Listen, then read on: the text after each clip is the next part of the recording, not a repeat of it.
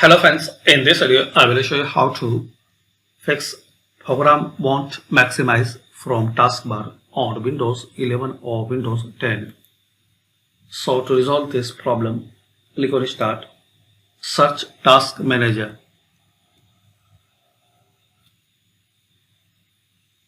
Search Task Manager.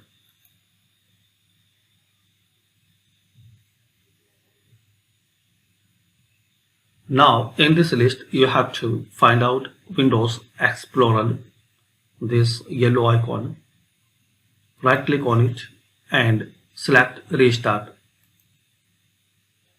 Now wait for a few seconds.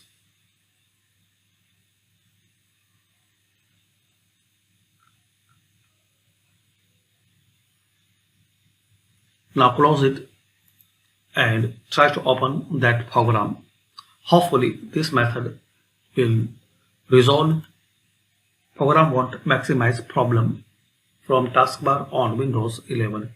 Thanks for watching. Please comment this method work for you or not.